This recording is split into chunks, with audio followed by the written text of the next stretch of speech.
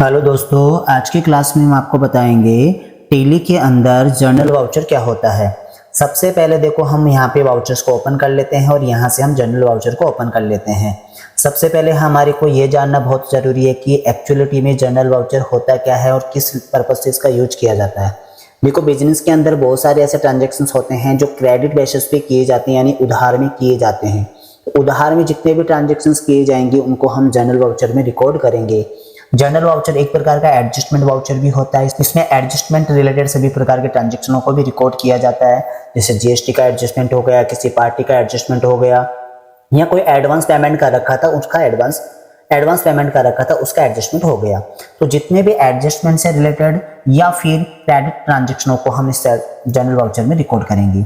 अब यहाँ पर यह बात ध्यान रखनी योग्य है कि क्रेडिट ट्रांजेक्शन में स्टॉक को आपको छोड़ना है, यानी स्टॉक से रिलेटेड ट्रांजेक्शनों को नहीं लेना है, बाकी सभी ट्रांजेक्शनों को जर्नल वाउचर के अंदर रिकॉर्ड करेंगे। अब जर्नल वाउचर में जितने भी ट्रांजेक्शन रिकॉर्ड किए जाते हैं वो मोस्टली करंट असेट्स और करंट लायबिलिटीज को इफेक्ट करेगा या फिर अपने फिक्स असेट्स को इफेक्ट करेगा। इन्हीं बेसिस पे जर्नल वाउचर को रिकॉर्ड करना है। मान लीजिए हम एक ट्रांजेक्शन लेते हैं यहाँ पर, तो हमने क्या किया कि एक आउटस्टैंडिंग कमीशन है, अपने पास में एक आउटस्टैंडिंग कमीशन है, तो यहाँ पर एक ट्रांजेक्शन लेते हैं, 5,000 रुपए का अपना कमीशन पे करना बकाया है, यानी कि पे करना है हमें। तो यहाँ पर जो अपना बकाया का मतलब हो गया आउटस्टैंडिंग, जो अपना कमीशन है वो क्या है, आउटस्टैंडिंग कमीशन है। तो सबसे पहले हम यहाँ पे ट्रांजेक्शनों को रिकॉर्ड करेंगे। रिकॉर्ड करने के लिए आपको, जैसा कि हमने पहले बताया था, एंट्री मेथड आपको अच्छे से आना चाहिए। वैसे एंट्री मेथड में क्या होता है, इसके गोल्डन रूल्स होते हैं, पर्सनल अकाउंट, नॉमिनल अकाउंट और रियल अकाउंट।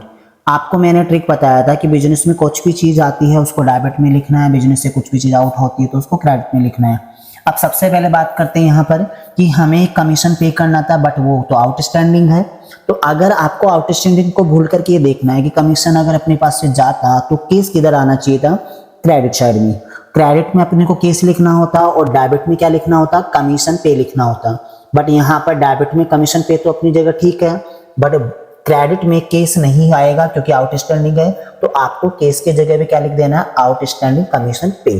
बस इतना सा ध्यान रखना है, केस की जगह आपको जो बकाया वाली नाम लिखा है वो आपको मेंशन करना है। तो चलो हम यहाँ पर कमीशन का एक लेजर जनरेट कर लेते हैं।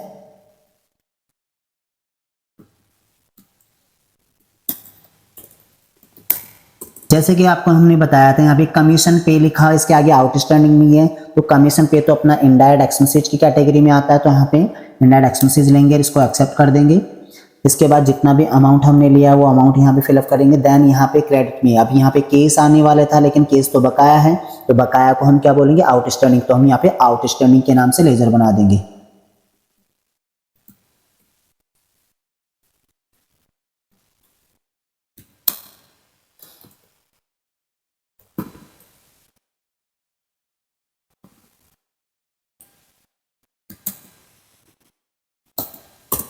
अब आउटस्टैंडिंग कमीशन पे का लेजर हमने बनाया। आउटस्टैंडिंग हमेशा करंट असेट्स या लायबिलिटीज में आएगा।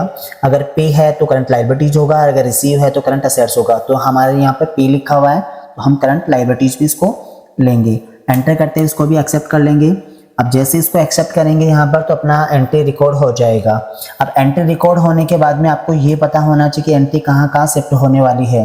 देखो, कमीशन पे अपना सीधा पेंडल से लिंक करता है तो ये पेंडल अकाउंट भी शो होगा, और अपना आउटस्टैंडिंग जो होता है वो अपनी लायबिलिटीज में शो होता है, जो अपने बैलेंस शीट का पार्ट होता है। चलो हम इसको शो करके दिखा देते हैं आपको।